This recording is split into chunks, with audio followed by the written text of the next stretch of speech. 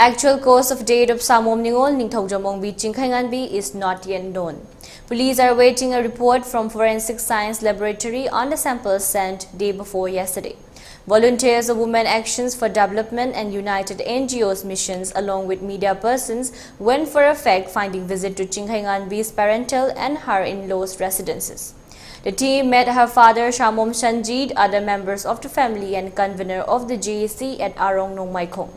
Speaking to the team, Sanjit narrated about the ordeal of domestic violence his daughter suffered at the hands of her husband Vijando and his family, due to which they got separated. He maintained that after 3 years of separations, Vijando pursued his daughter to live together again on April 21. Sanjit conveyed that they were informed about hospitalizations of his daughter due to poor health by a neighborhood. When Chingkheinganbi was taken to Ras Medicity, doctor informed them to see was brought to the hospital lifeless.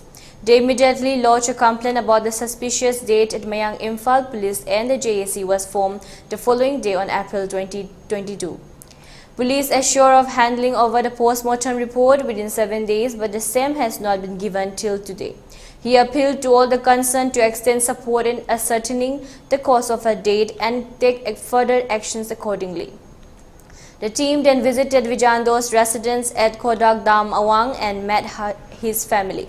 Vidyashagar, brother of Vijando, conveyed to the team that Chingkheinganbi fainted while having afternoon brunch and immediately rushed her first to the nearby hospital. See later succumbed. Vidyashagar maintained if his brother is found to be guilty, he may be given the befitting punishment, but let the truth first come out before blaming him. IO of the case informed the team that necessary actions are being duly taken up. However, things will be clear once the forensic report comes.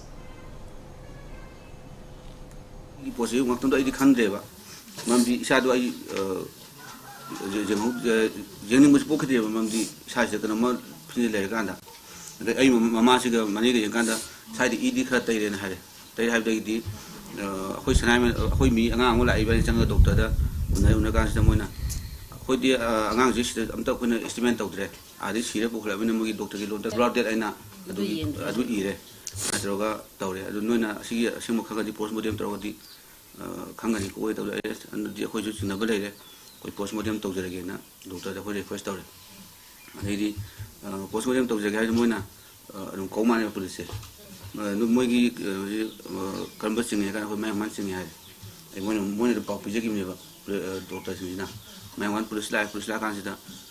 The mistake I walk under them, Singapore Legre, the police in the Vase, I wanted to poke river.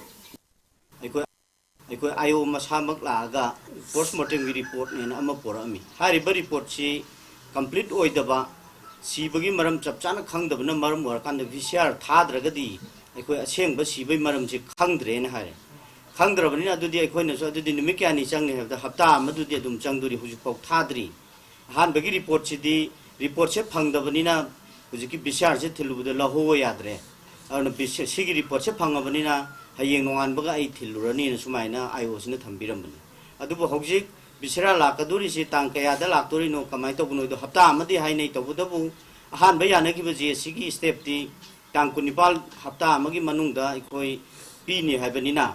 Madugidu, Marakta Suti, like Kotkiba, Mayamadi Iona Habi, Madu I quite in the mind doctor, Hainegibagi, Numit, Nasigi Numit, and Kunipanji Numitsuravani, Huzupauta, Pinelo, Body Poto, Pandravanina, I Koinakari, Kunging Changsan Gadagi, I do like Biriba, Kogi, Civil Organization, Imai Belsing Club, the GSMadi, Upon Bimu, Manungi Musing, Tanaraga, Koi Warep among Lobjaravan.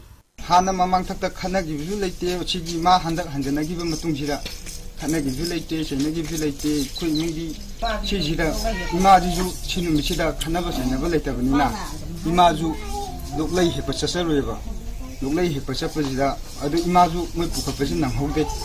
And Hode Aduga, Mayabu Kantoga, Imaju Kuma Kandida, Kamato Bokanto, and a Mary Fox and Kanavasida, Imaju Kuma Kanda, the Kapu Kanagi mission, Tankanagi never.